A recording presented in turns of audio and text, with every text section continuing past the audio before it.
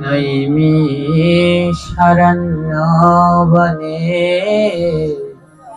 সুখদেব গোস্বামী আমার বসিয়াছেন ব্যাসাসনে,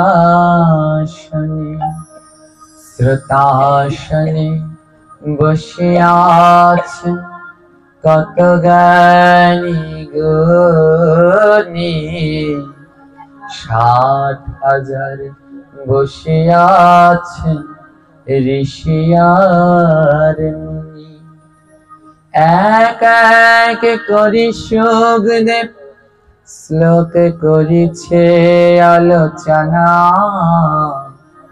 যাহা হইতে ঘুচে জীবে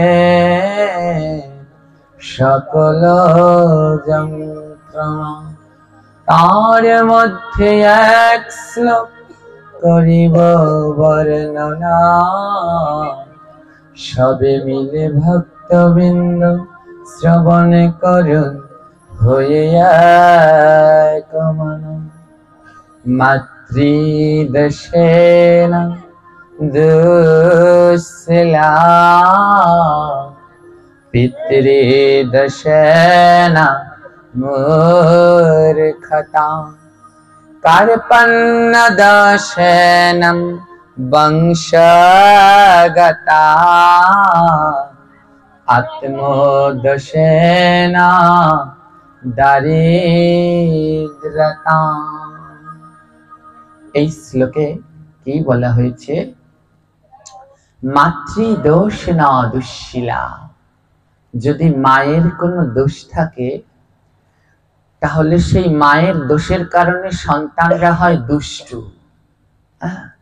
বিভিন্ন জায়গায় পাঠ করতে গেলে পরে মায়েরা তাদের ছোট ছোট বাচ্চাদেরকে নিয়ে যায়, আর নিয়ে গিয়ে বলে, বাবা যে একটু আশীর্বাদ করুন তো, একটু ঝেড়ে দেন তো, একটু ফু দিয়ে দেন তো, ছেলেটা খুব দুষ্টুমি করছে। কিন্তু সেটা বলে সে নিজেই হেরে যাচ্ছে। কেন? ছেলে তখনই দুষ্টু হয় যদি মায়ের দোষ থাকে। মাতৃদোষে না দুঃশীলা, মায়ের দোষ থাকলেই সন্তান হয় দুষ্টু।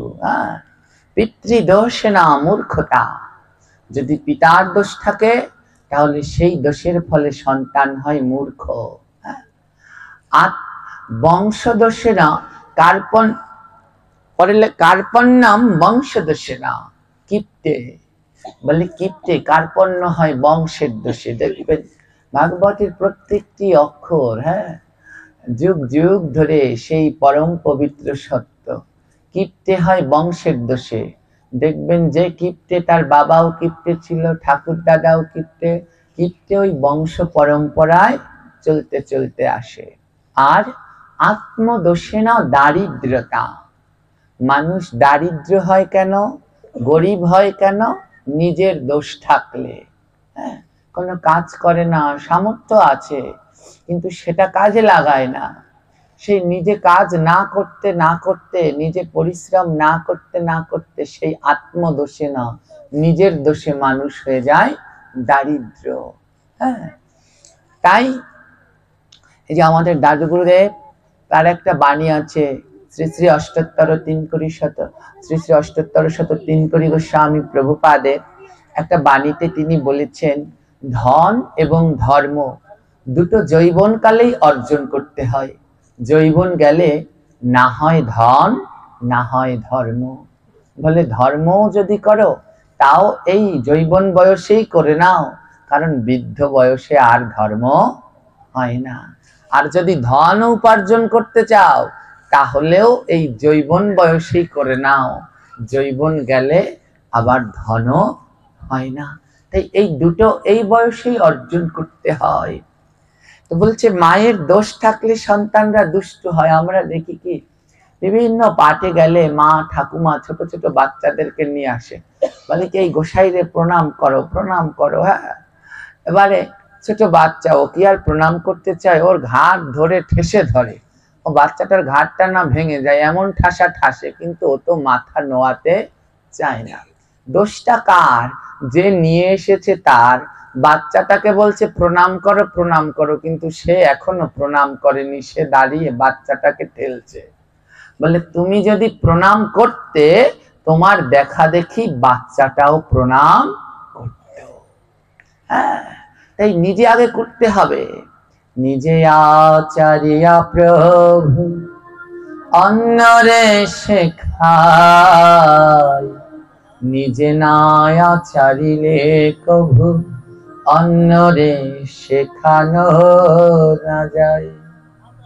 আমার প্রভু গোরারায় নবদ্বীপে ধুলার মাঝে গড়াগড়ি দেয়, নিজে যদি না দেয় তবে ভক্তবৃন্দ কেমনে সেই শিক্ষা গ্রহণ করিবে হায়।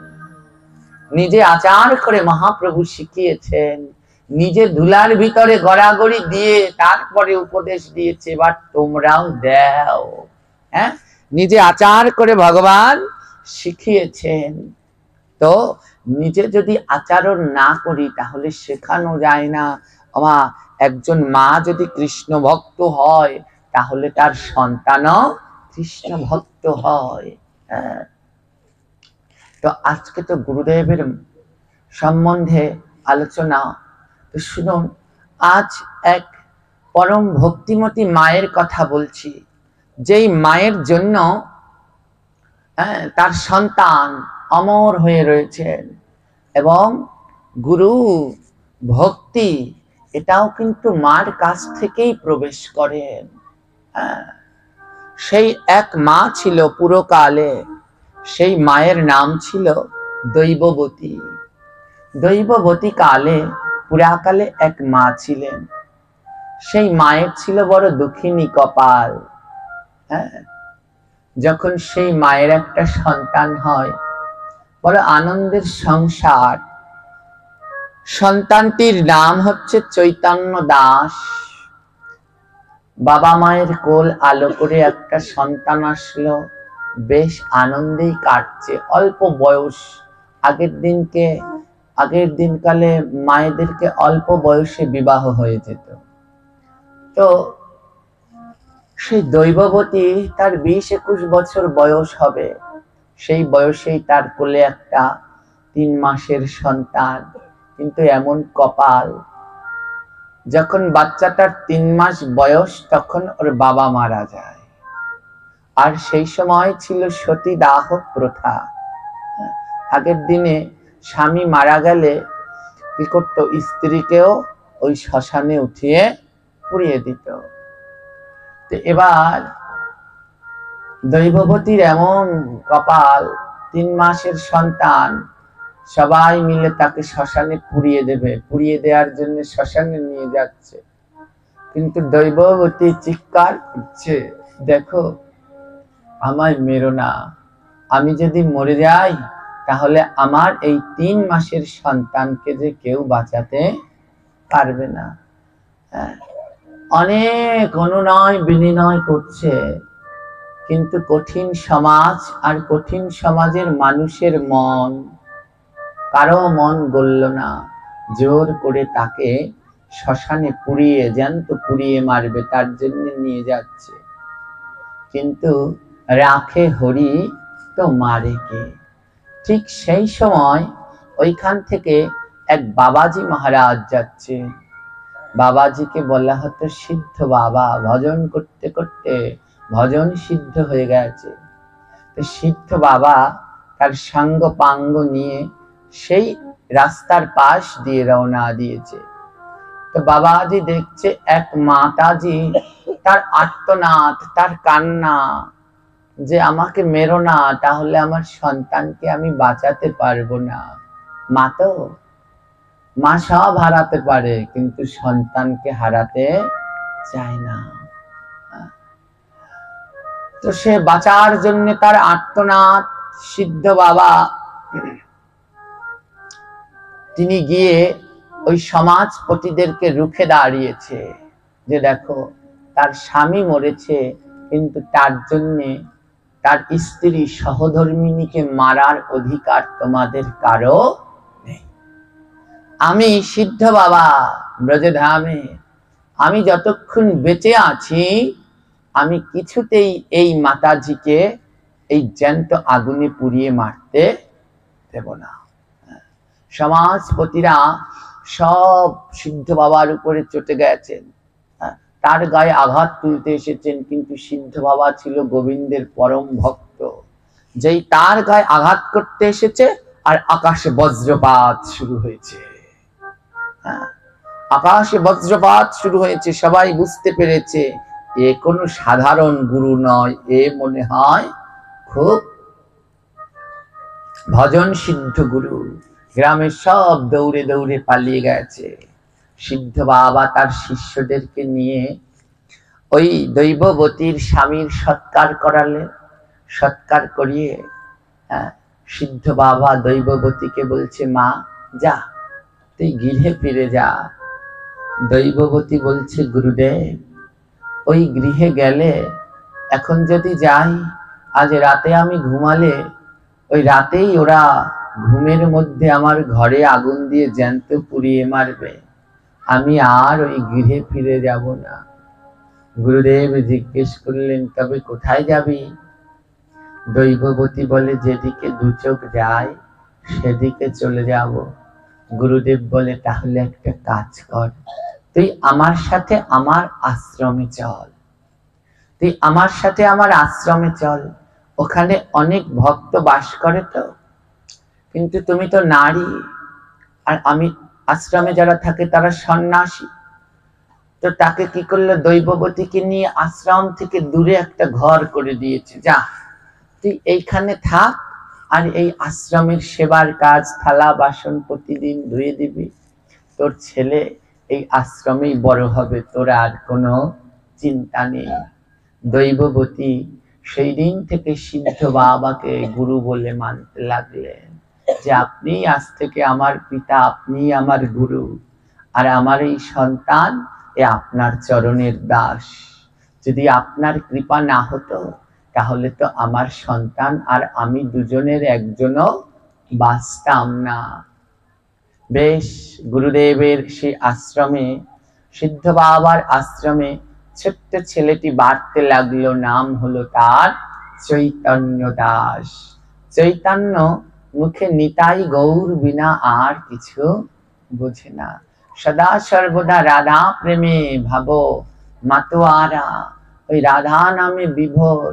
প্রতিদিন গুরুদেব ভাগবত পাঠ করে বিকেল বেলায়, আর ওই চৈতন্য দাস সব ভক্তদের সঙ্গে বসে বসে ভাগবত শ্রবণ করে। সবার সামনে ছোট্ট বাচ্চা, বয়স 6 বছর, সবার সামনে এসে বসে চৈতন্য দাস, কারণ ভাগবত শুনতে খুব ভালোবাসে। আর সবার শেষে বসে ওর মা, কারণ ওর মা নারী আর গুরুদেব সন্ন্যাসী, তাই দূরে থাকে সব থেকে। তো প্রতিদিন গুরুদেব ভাগবত পাঠ করে, আজও পাঠ করছে। ভক্তের গোপরশে এই দেহে কৃষ্ণ প্রেম আসে, ভক্তের অরশনে ও যায় মনের ময়লা, ওরে পাগল মন আমার ভক্ত চিনলা না, ওরে পাগল মন আমার ভক্ত চিনলা না। একবারে কর রে কর রে তুমি, কর রে ওই ভক্তের অঙ্গ পরশ্রে মন, কর রে রে তুমি ভক্তের অঙ্গ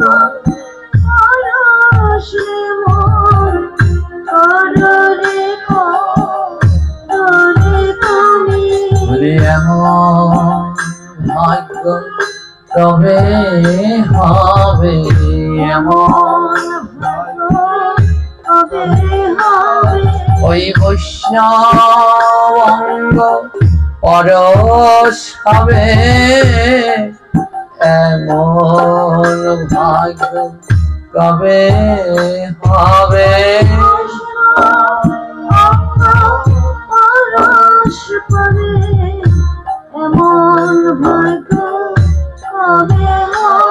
একবার ধরো রে রে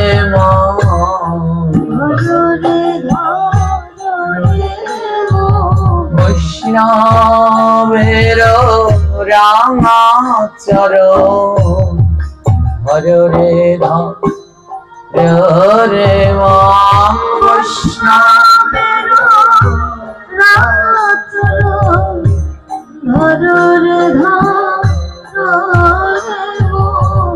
আজ গুরুদেব ভাগবতে বলছি, আরে এই মানব জীবনটা তো তখন সার্থক হবে যখন বৈষ্ণবের চরণে হাত দিয়ে চরণ ধুলা মাথায় দেবে।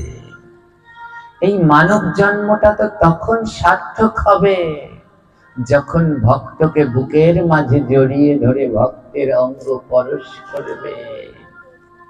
আজ এই কথা যখন বলেছে না, সব ভক্তরা একে অন্যকে বুকের মাঝে জড়িয়ে ধরে পরশ করছে, কিন্তু আশ্রম তো সন্ন্যাসীদের আশ্রম, তো সব সন্ন্যাসী, কোনো নারী নাই। নারী শুধু একজন, ওই দৈববতী, সবার শেষে এক কোনায় বসে আছে। দৈববতীর মনে বড় কষ্ট হচ্ছে, কারণ যখন এই অঙ্গ পরশ আলিঙ্গন করে, মায়েরা আলিঙ্গন করতে হয়, বাবারা আলাদা। তো ওই দৈববতী তো একা, তার সমগোত্রীয় কেউ নাই যে তাকে বুকের মাঝে জড়িয়ে ধরবে, একটু ভক্তের অঙ্গ পরশ করবে। তো দৈববতী ওই গাছের তলায় বসে এক কোনায় বসে ভাগবত শুনছে আর নয়ন জলে ভাসছে, গোবিন্দ গোবিন্দ আমার কেমন কপাল দেখো, এত বড় আশ্রমে থাকি, এত সাধু সঙ্গ, কিন্তু কোনোদিন একটা ভক্তের পরশ করতে পারলাম না। একটা ভক্তকে বুকের মাঝে জড়িয়ে ধরে আমার বুকের ভিতরে যে যন্ত্রণা, কারো কাছে বলতে পারলাম না। তো যখন ভাগবত শেষ হয়ে যায়, গুরুদেব কি করেন, সিদ্ধ বাবা তখন ওই যে ছোট্ট বাচ্চাটি চৈতন্য দাস, ভাগবত শেষ হয়ে গেলে গুরুদেব ওই বাচ্চাটাকে গিয়ে বুকে জড়িয়ে ধরে, কারণ বাচ্চাটার মনে এত ভক্তি। ওই যতক্ষণ ভাগবত হয় ও সবার সামনে বসে বসে এক মনে ভাগবত শ্রবণ করে, ভক্তির কোনো ঘাটতি নাই। কারো নয়নে জল না ঝরলেও ওই মধুর ভাগবত শ্রবণ করে ওই 6 বছরের বাচ্চা 2 নয়নের জলে ভাসে। গুরুদেব বুকের মাঝে জড়িয়ে ধরে বলে, ওরে খোকা, তোর মনে এত ভক্তি কোথা থেকে আসে রে? প্রতিদিন বুকের মাঝে জড়িয়ে ধরে বাচ্চাটাকে, আর দূরে থেকে তার মা প্রতিদিন দর্শন করে। গুরুদেব প্রশাসন থেকে নেমেই বাচ্চাকে বুকের মাঝে জড়িয়ে ধরছে, দূরে থেকে তার মা প্রতিদিন দর্শন করে। তো একদিন ওই ভাগবত পাঠ শেষ হয়ে যায়, মা আর ছেলে ওই আশ্রমের বাইরে গুরুদেব একটা ঘর করে দিয়েছে, ওখানে থাকে। তো মা আর ছেলে যায়, যেতে যেতে মা বলে, জানিস খোকা, তোকে দেখে আমার বড়, তোকে যখন আমি দেখি তখন আমার বড় গর্ব হয়, আবার তোকে দেখলে আমার বড় হিংসে হয়। খোকা বলছে, মা গর্ব হয় কেন? বলে, আমার গুরুদেব অমন দয়াল, অমন কৃপাল আর কেউ নেই। ভাগবত শেষে কাউকে ধরে না। যারা শুদ্ধ মহাজন দেখবেন তাদের প্রণাম করতে পারবেন না, প্রণাম করতে গেলে তারা দৌড়ে পালিয়ে যায়, কেউ চায় না কারো পাপ নিতে। বলে আমার গুরুদেব কাউকে স্পর্শ করে না, কিন্তু প্রতিদিন ভাগবত পাঠ করে জানিস চৈতন্য তোকে বুকের মাঝে জড়িয়ে ধরে। তাই আমার বড় গর্ব হয় যে আমার সন্তান, তুই আমার সন্তান, তোকে গুরুদেব এবং আশ্রমের সবাই এত ভালোবাসে। আর তোর নিষ্ঠা, তোর ভক্তি, তোর মুখের নাম কীর্তন এত ভালোবাসে। মা বলে তাই তোকে দেখে আমার গর্ব হয়। চৈতন্য বলে মা আমাকে দেখে হিংসা হয় কেন? মা বলে হিংসা হয় কেন জানিস? তুই প্রতিদিন গুরুদেবের চরণ পাস, প্রতিদিন গুরুদেব তোকে বুকের মাঝে জড়িয়ে ধরে, কিন্তু আমার কপাল দেখ, আমি নারী জন্ম পেয়েছি রে, আমি কোনোদিন গুরুদেবকে একটু বুকের মাঝে জড়িয়ে ধরতে পারলাম না। তাই বড় হিংসা হয়, যদি আমিও তোর মতো হতাম, প্রতিদিন গুরুদেব আমায় বুকের মাঝে জড়িয়ে ধরত, তাই তোকে দেখে খুব হিংসে হয়। পরের দিন আবার ভাগবত হচ্ছে, ওই গুরুদেব নেমেই ছোট্ট ছেলেকে বুকের মাঝে জড়িয়ে ধরছে। দুঃখিনী মা আর লোভ সামলাতে পারছে না। ওই দিন যখন ভাগবত পাঠ শুরু হবে পরের দিন, মা বলছে খোকা তোর কাছে তো কোনোদিন কিছু চাইনি, আজ একটা জিনিস চাইবো, দিবি? খোকা বলছে কি মা? বলে শোন বাবা, প্রতিদিন তো ওই গুরুদেব ব্যাসাসন থেকে নেমেই তোকে বুকের মাঝে জড়িয়ে ধরে, আর তারপরে এই আশ্রমের যত ভক্ত সবাই তোকে জড়িয়ে ধরে, কিন্তু তোর কাছে আজ একটা জিনিস চাই। কি মা? আজ তোকে যখন গুরুদেব বুকের মাঝে জড়িয়ে ধরবে, তখন যখন তোকে ছেড়ে দেবে, তুই সবার কাছ থেকে লুকিয়ে লুকিয়ে আমার কাছে চলে আসবি। কেউ যেন তোকে ধরতে না পারে, তুই সবার কাছ থেকে লুকিয়ে লুকিয়ে আমার কাছে চলে আসবি। ছেলেটা বলছে কেন মা? বলে গুরুদেব যখন তোকে জড়িয়ে ধরবে, গুরুদেবের ওই অঙ্গ, ওই অঙ্গ ঘ্রাণ পরশ তোর ভিতরে লাগবে। বাবা আমরা যে হরি হরায় নম কৃষ্ণ যাদবায় নম কীর্তন করি না, তার ভিতরে আছে না শ্রীরূপ সনাতন শ্রী রঘুনাথ শ্রীজিৎ গোপাল ভট্ট দাস রঘুনাথ, ওর ভিতরে একটা লাইন আছে না, এই পঞ্চগ্রাস ভক্তের, ভক্তের যে সেই ধুলা, বলছে এই বৈষ্ণবের পদ ধুলা এই মোর পঞ্চগ্রাস, তার সভারও পদরেণু এই মোর পঞ্চগ্রাস। বলে এই ছয় গোসাই, এই বৈষ্ণবের চরণের ধুলা, তাদের সবার পদ ধুলা, এই হচ্ছে আমার পঞ্চগ্রাস। এই পঞ্চগ্রাস কি কোনোদিন জেনেছেন?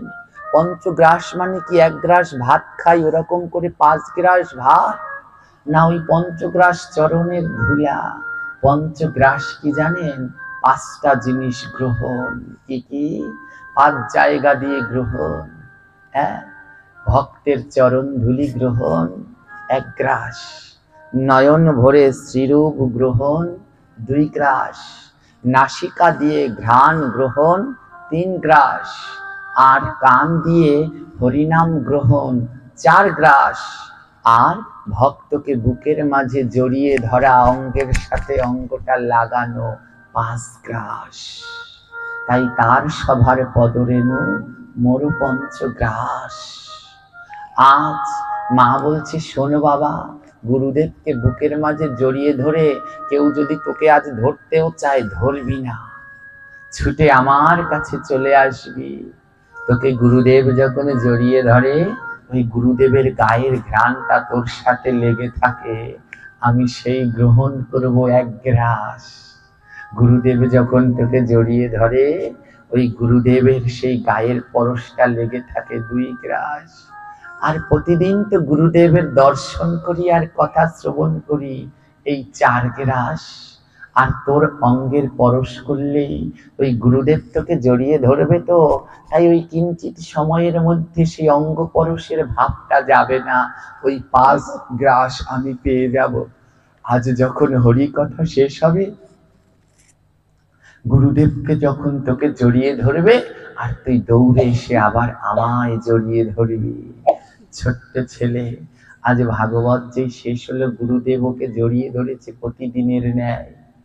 যেই গুরুদেব ছেড়ে দিয়েছে, সব ভক্তরা ওকে ধরতে এসেছে, কিন্তু আজ দৌড়ে পালাচ্ছে, ঘুরে ঘুরে গিয়ে একেবারে মাকে জড়িয়ে ধরেছে। আর যেই না জড়িয়ে ধরেছে, মায়ের 2 নয়ন থেকে জল ঝরছে, আর বলছে, আমার বহু দিনে আশা ছিল,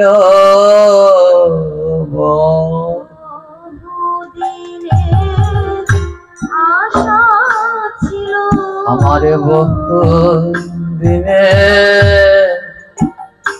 আশা ছিল, বহু দিনে আশা ছিল, আমি পঞ্চগ্রাস গ্রহণ করিব, বহু দিনে আশা ছিল,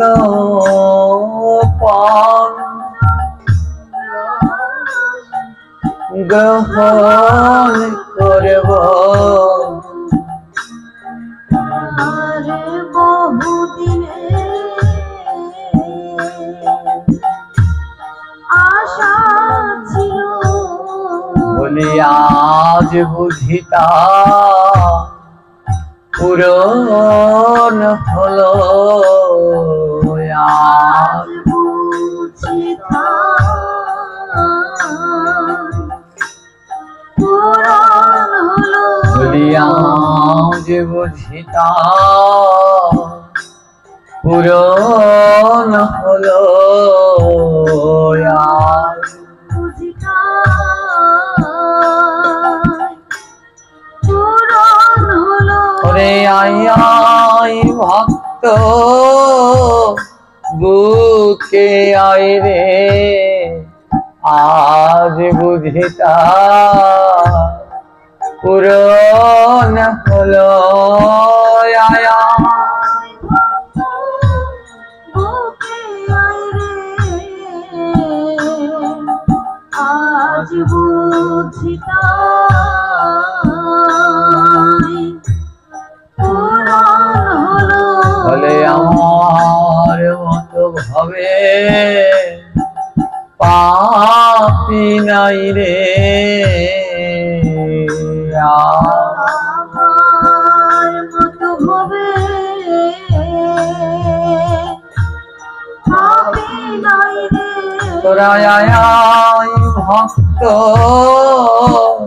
বুকে আয় রে, আমার মতো ভাবে পাপি নাই রে, আয়া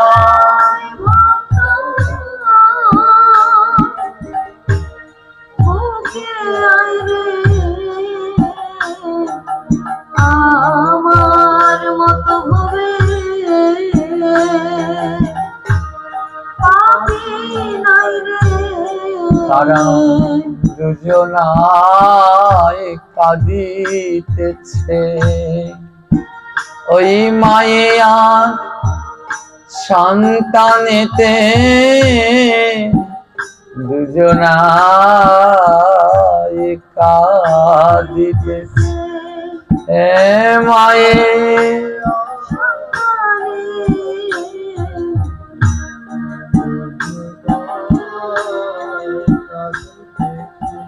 কারা হানি তাই হা গৌর বলে,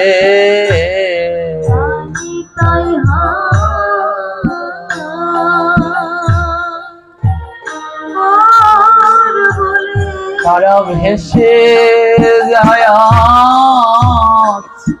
নয়ন জলে, হানি তাই গৌর বলে। নয়ন জলে হানি তাই গৌর বলে। আবার জয় গুরু জয় গুরু বলে, জয় গুরু জয় গুরু বলে। তারা ভেসে যায় রে নয়ন জলে, জয় গুরু জয় গুরু বলে। নয়ন জলে গুরু জয় গুরু বলে। যেন অন্তিম কালে সঙ্গে থেকো, অন্তিম কালে সঙ্গে থেকো। বলিও গো আমার দয়াল গুরু, তুমি অন্তিম কালে সঙ্গে থেকো।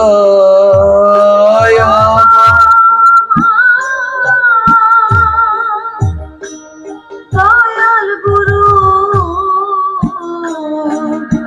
অন্তিম কালে সঙ্গে থেকো। যেন তোমার নাম ভুলি না গো,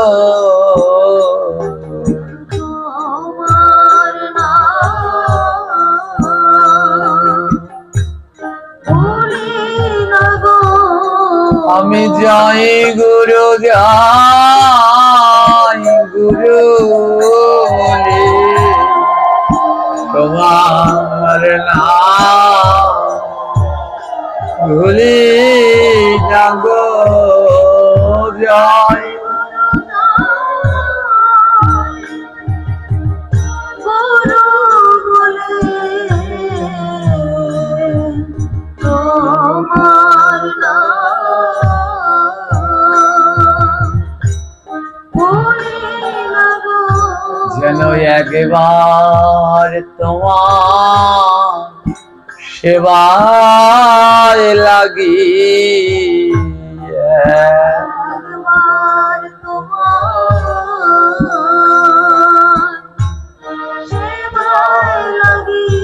বলিও হে আমার পরম দয়াল, একবার যেন সেবায় লাগি। হে আমার পরম দয়াল, একবার তোমার সেবায় লাগি। দুঃখিনী মা দৈববতী কেঁদে কেঁদে বলে, গুরুদেব আমার সবই তো বিফলে গেল, আমার মতো অভাগীর তো বারবার তোমার সেবায় লাগা হবে না, কিন্তু দয়াল গুরু তোমার কাছে আমার প্রার্থনা, জীবনে একটা বার হলেও তোমার সেবায় যেন আমি লাগতে পারি, তোমার সেবায় যেন আমি লাগতে পারি গুরু। আজ মা আর ছেলে ওই দুজনকে ধরে হা গৌর হা নিতাই হা গুরু হা রাধে রাধে বলে কাঁদে। পরের দিন বিকেল বেলায় আবার ভাগবত পাঠ হচ্ছে। ওই গুরুদেবের সিদ্ধ বাবার লক্ষ লক্ষ শিষ্য, হাজার হাজার নয়, শত শত নয়, লক্ষ লক্ষ শিষ্য। তার যে কত শিষ্য সে নিজেও জানে না। পরের দিন আবার ভাগবত পাঠ হচ্ছে। গুরুদেব ভাগবত পাঠে বলছে, জগতে সেই পিতাই তো আদর্শ পিতা, যে তার সন্তানদেরকে, যে বলল না, পিতৃদোষে না মূর্খতা, পিতার দোষে মূর্খ হয়। বলে জগতে সেই পিতাই তো আদর্শ পিতা, যে তার সন্তানকে সুশিক্ষিত করে ধর্ম পথে সমস্ত কিছু দিয়ে তৈরি করতে পারে, সেই তো আদর্শ পিতা। পরের দিন গুরুদেব বেশাসনে পাঠ করছেন, জগতে সেই পিতা ধন্য, যে তার সন্তানদেরকে জগতে সুপ্রতিষ্ঠিত করতে পেরেছে। জন্ম দিলেই পিতা হওয়া যায় না, পিতার কর্তব্য করতে হয়। ভাগবতে বলছে কি জানো, সেই মা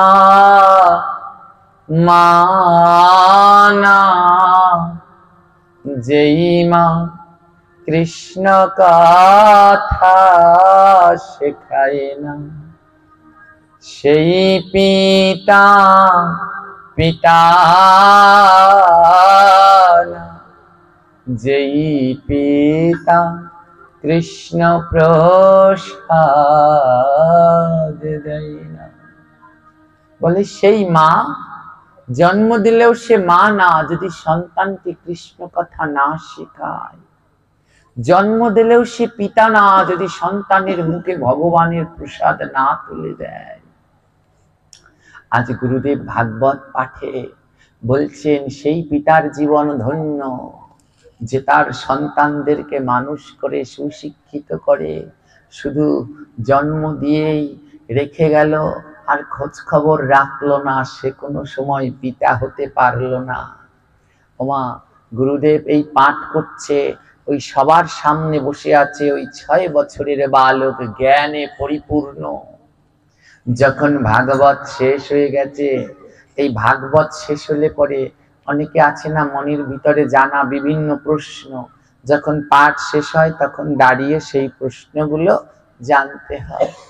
যখন ভাগবত শেষ হয়ে গেছে তখন ওই ছোট্ট ছেলে উঠে দাঁড়িয়েছে, হাত জাগিয়েছে, গুরুদেব আমার একটা প্রশ্ন আছে। গুরুদেব বলে, বল খোকা, কি প্রশ্ন? বলে, গুরুদেব আপনার কতগুলো শিষ্য আছে? তো মন দিয়ে শুনবেন, ছোট্ট বাচ্চাটা গুরুদেবকে কেমন শিক্ষা দিচ্ছে। বলে, গুরুদেব আপনার কতগুলো শিষ্য আছে? গুরুদেব বলে, তোকে কি বলবো খোকা, আমার যে কত লক্ষ শিষ্য, কত হাজার শিষ্য, তা আমি নিজেও বলতে পারি না। ছোট্ট বালকটি আবার বলছে, গুরুদেব ভেবে বলুন কি বলেছেন? গুরুদেব বলে, হ্যাঁ রে, আমার যে কত শিষ্য আমি তা নিজেও জানি না। ছোট্ট ছেলেটা এই প্রশ্ন শুনে খিলখিল করে হাসছে। গুরুদেব বলে, বাবা তুই হাসছিস কেন? ছেলেটা বলছে, গুরুদেব আপনি আদর্শ পিতা হতে পারেননি, আপনি যোগ্য পিতা হতে পারেননি, আপনি অযোগ্য পিতা। গুরুদেব থমকে গেছেন, কি বললে? সব শিষ্যরা হতবাক হয়ে তাকিয়ে রয়েছে। সব শিষ্যরা ছোট্ট বাচ্চাটির দিকে তেড়ে এসেছে, আরে তুই কি বললি আবার বল। ছোট্ট ছেলেটা উচ্চ স্বরে বলল, গুরুদেব আপনি যোগ্য পিতা হতে পারেননি, আপনি অযোগ্য পিতা। সব শিষ্যরা তেড়ে এসেছে, এত বড় সাহস, তুই আমাদের গুরুদেবকে বললি অযোগ্য? গুরুদেব বলছে, দাঁড়াও সবাই শান্ত হও। গুরুদেব বলে, বাবা আমি অযোগ্য কেন? ছোট্ট ছেলে বলে, গুরুদেব শিষ্য কি গুরুদেবের সন্তান? আমাদের 2 বার জন্ম, একবার পিতৃ বীজে মাতৃ জঠরে, আরেকবার গুরু বীজে নিজের কর্ণে। 2 বার জন্ম। গুরুকে যে কানে বীজ মন্ত্র দেয় না, দুইবার গুরুদেব জন্ম, দুবার ওই গুরুদেব কানে বীজ মন্ত্র দেয়, সে গুরু। যে কানে বীজ মন্ত্র দিল সে কি হয়ে যায়? গুরু। আর গুরুকে কি বলে? বাবা। বাবা বলে না, পিতা। তো বাবা হয়ে যায়, তখন সে বীজ দিয়েছে, তাই সে পিতা, বাবা। আবার মাতৃ জঠরে ওই পিতৃ বীজে আমাদের জন্ম হয়, তাই সেও আমাদের বাবা, পিতা। এবার ছোট্ট ছেলে বলে, গুরুদেব যখন আপনি ওই শিষ্যের কানে বীজ মন্ত্র দিয়েছেন, সঙ্গে সঙ্গে ওটা আপনার ছেলে, সন্তান হয়ে গেছে। ও গুরুদেব, যোগ্য পিতা তো সেই যে তার কয়টা সন্তান গুণে রাখতে পারে। আপনি তো যোগ্য পিতা না, আপনার কয়টা সন্তান আপনি সেই জানেন না, তো আপনি কিসের পিতা? ওমা, খেয়াল দিয়ে শুনবেন কতটা যুক্তি দিয়ে বলেছে বাচ্চাটা। বলছে পিতা তো সে যে তার সন্তানের খবর জানে। এবার পিতা শুধু জন্ম দিল, তার কয়টা সন্তান সেই যদি না জানে তাহলে সে কেমন পিতা? ছোট্ট ছেলে বলে, গুরুদেব আপনি যোগ্য পিতা না। আপনার যে কটা সন্তান, কটা শিষ্য সেই আপনি বলতে পারেন না, আপনি কিসের পিতা? আপনাকে আমি পিতা বলে মানি না। সবাই হতবাক হয়ে ছেলেটির দিকে তাকিয়ে রয়েছে। হরি বল। সবাই হতবাক হয়ে ছেলেটির দিকে তাকিয়ে রয়েছে।